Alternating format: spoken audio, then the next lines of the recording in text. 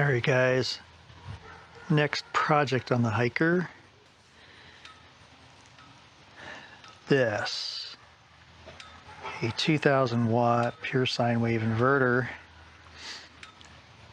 and it's gonna give me some AC power. And this is probably way overkill, but the really nice inverters, doesn't seem to be a whole lot of difference in price between, say, 1000 and 2000, so, or 1500 and 2000.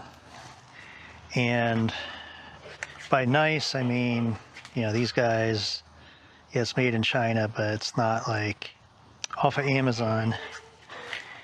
The other nice thing is that this has got an AC pass-through. So yeah, you can plug in shore power and it'll pass the AC to the AC outlets, and when that shore power gets disconnected, it'll switch over to the battery and invert the DC to AC. So I thought it was pretty cool. So for a little bit extra money, I get this beast. And then trying to figure out where it should go. You know, I thought it would maybe go down here, but and according to the company, you can mount it with the backside vertical. You just don't want to mount the back side so it's hanging upside down. They said something about the fans don't work right if it's upside down. I don't know, that doesn't make any sense to me. But to have that much weight, and that's a pretty heavy inverter on the side, I would probably want to do through bolts. And that just seems like a bit much. You know, I don't want to put holes through the camper unless I have to. So then, like, do I put it down on the bottom here flat? Well, that takes up space for storage. And then I kind of thought, hey, let's, you know, this is kind of tight up here. You're not going to get a lot of storage up here, so why not use some of the space, especially on the side where the door frame's in the way. And so that's where I'm going to put it. It's actually a short run with the battery cables anyway.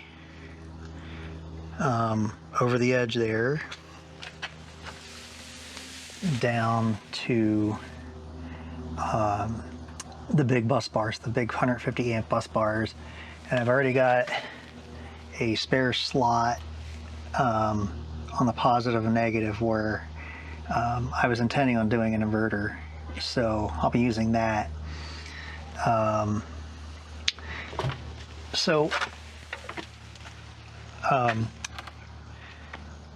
good news is that, you know, the on-off switch will be accessible from the cabin.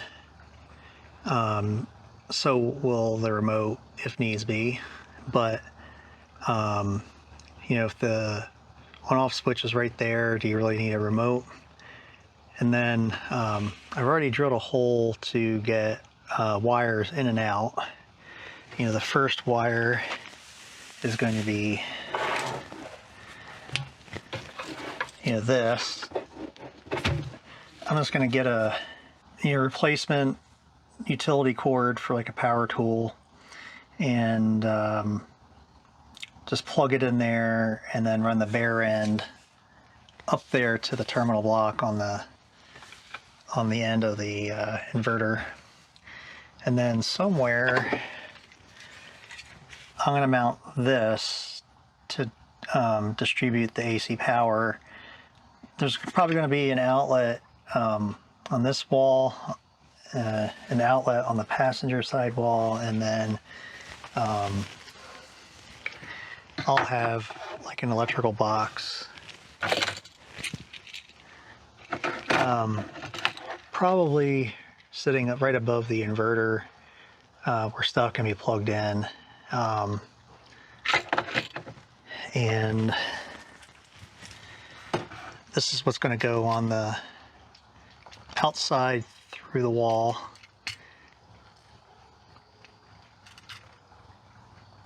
Yeah, that's almost it for the introduction here. So what I've done is I've already drilled that hole to get wires in and out. I need to clean it up with some sandpaper. And then what I got to do is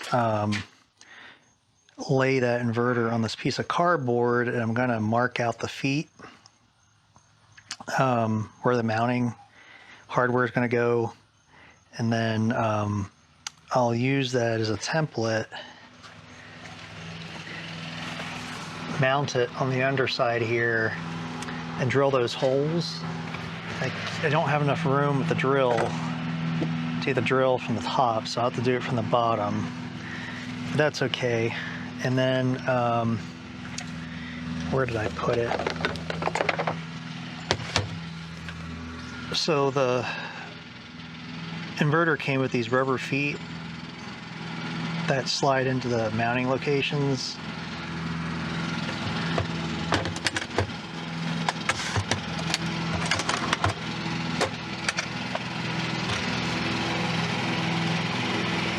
All right, so my 86-year-old neighbor is trying to get every last little leaf up. I hate to tell her that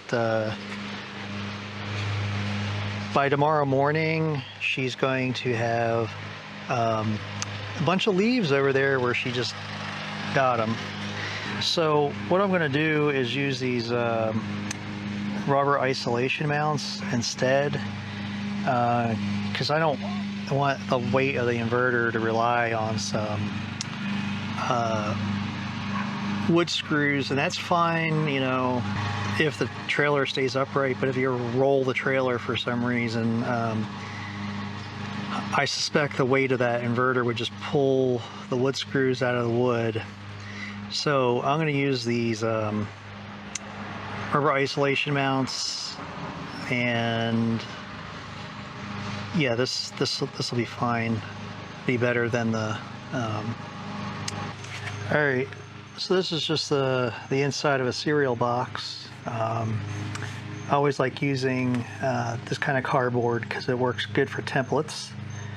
So, you know, what I'm gonna do is, oops, well, I guess that's not gonna work, is it?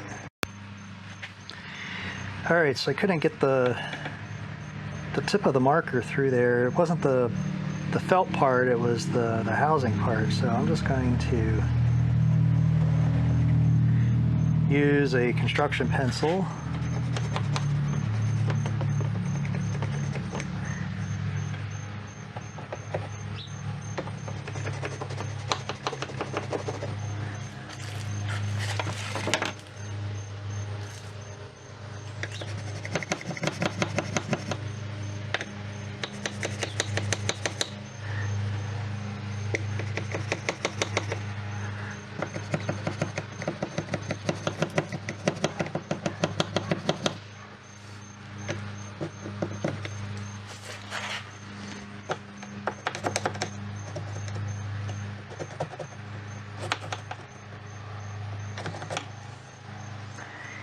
And I might just trim it down so it's easier to deal with. So I'll mark that off too.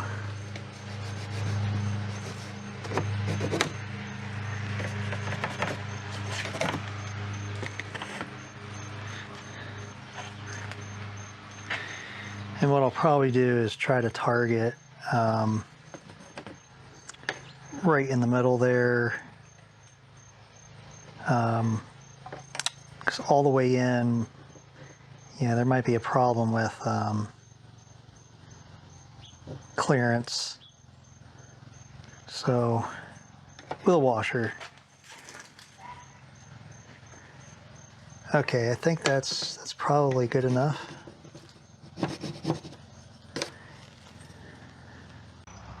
Alright guys, so not sure you can see it, but I got some pilot holes drilled, and that's the template I made. And so I'm going to take that template down and then drill the real holes. So it'll be 3/16 for maybe one size smaller.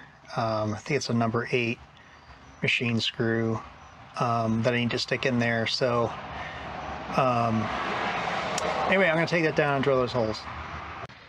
Alright, I got the rubber isolation mounts installed, and to kind of get the length right, I had to use a regular number 8 washer, but then a number 10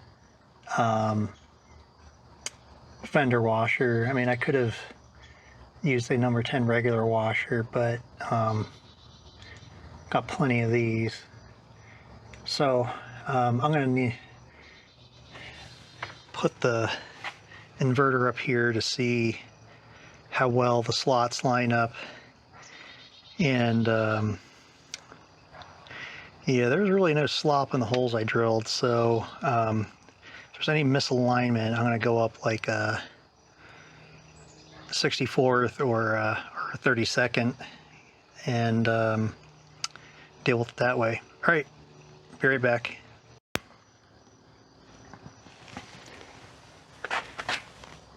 So it more or less lined up. Everything was spot on. So now I get to get washers and nuts on those. It'll be a nylock